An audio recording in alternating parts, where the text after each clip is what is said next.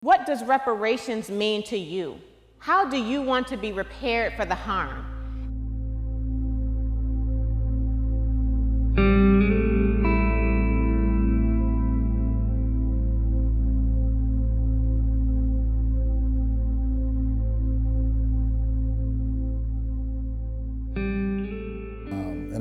I'm looking forward to seeing it grow, and excited that we have the Sojourner Truth Black Studies Center at SUNY in Westbury. Sky's the limit.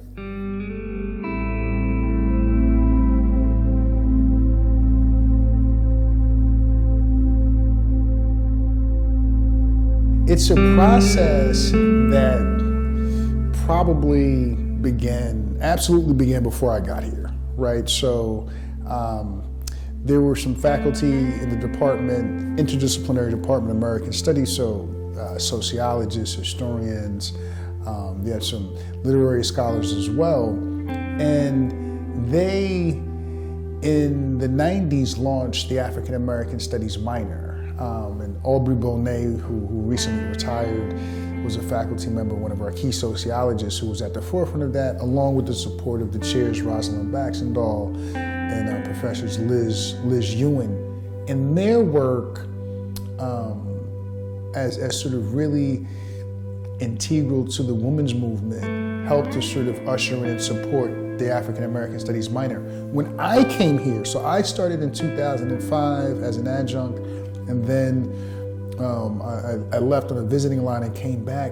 Have been here since 2008, and really revised the minor along with some of my colleagues. And along the way, have been thinking about the need for a long overdue major. It started with all types of feedback on discrimination, specific incidents, what happened to my family, oral history being passed down. It started with the outpouring of pain and terror and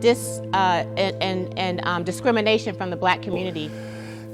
Convening meetings with affiliated faculty, really listening to student needs, students saying that we want this degree, right? And so, and then maybe about 4 years ago, we began to collect data, right? You know, that to sort of indicate what would be the student interest in this major, and thinking about how we can land the major in this region and how we would be unique. And so the first process after collecting the data was probably right around 2020. I could be off here, but you first submit a shorter or a relatively short intent to propose, or that you intend to propose a degree. That intent to propose a degree is vetted internally by our administration, but also by SUNY. And then SUNY will respond and then give you maybe about 2 years to deliver a full proposal. And that full proposal entails a full curriculum. It's a lengthy document, right? Upwards of about 60 pages. How are you competitive? How are you distinct? What's the scope of the program? How are you going to grow? Part of that process is having that proposal get vetted by external evaluators. So we had faculty members, really great faculty, one from University of Michigan, African American Studies scholar, one from Morehouse College, Dr. Jason Young, University of Michigan, and Dr. Fred Knight at Morehouse come in and meet with faculty and sort of just confirm and validate that it was a viable program. And we launched in 2023.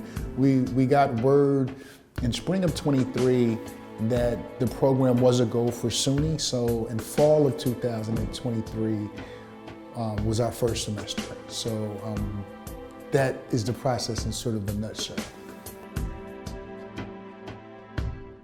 But the responses were here: free college, wealth transfer, policy reform, rent control, health care, reparations, cash, education, so on, home ownership, mental health, genealogy, repatriation. Some folks want access to West Africa and the continent, want to know where we came from, want to learn where our lineage takes us. For me personally, my reparations included learning that.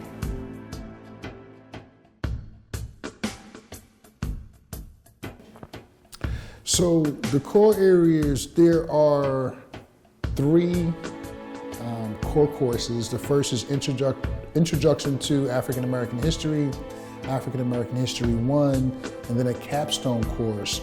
And then they can pick lower division electives from three courses: African American History 2, Health Inequities in the U.S., African Perspectives, or the Psychology of Peoples of African Descent in the U.S.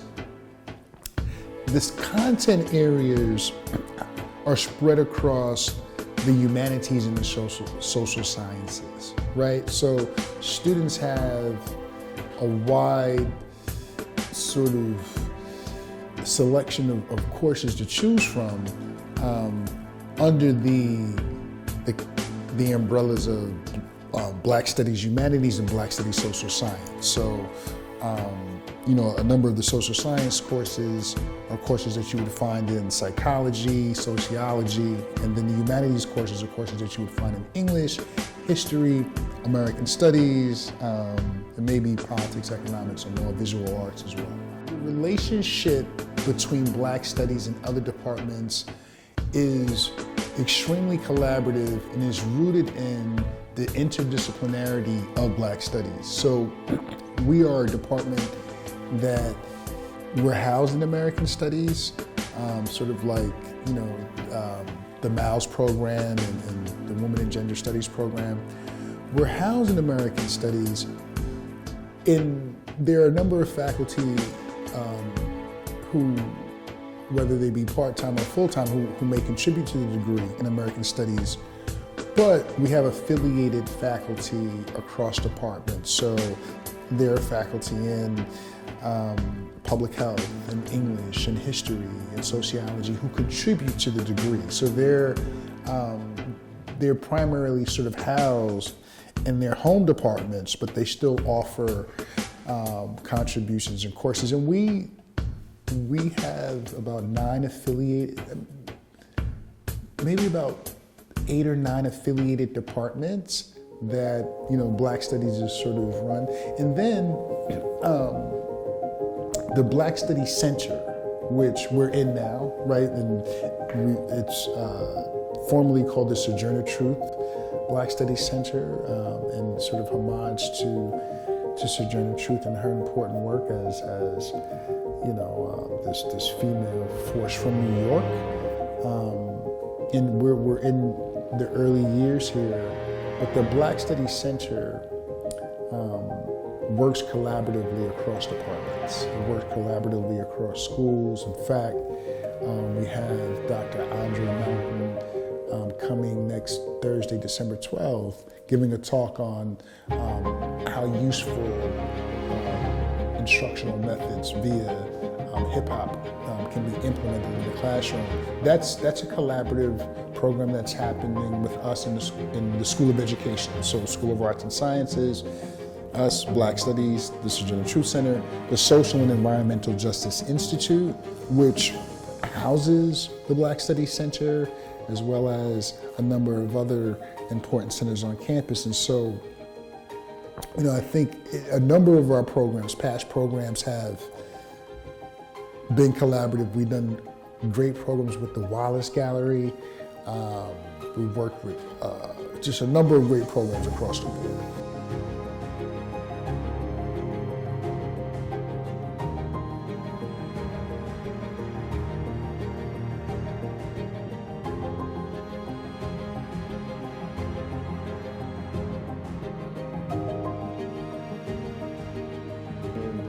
And Black history and everything that, you know, comes within that. Because, you know, especially in the United States, I feel like that history is so rich that it would be a mistake for the school not to explore it.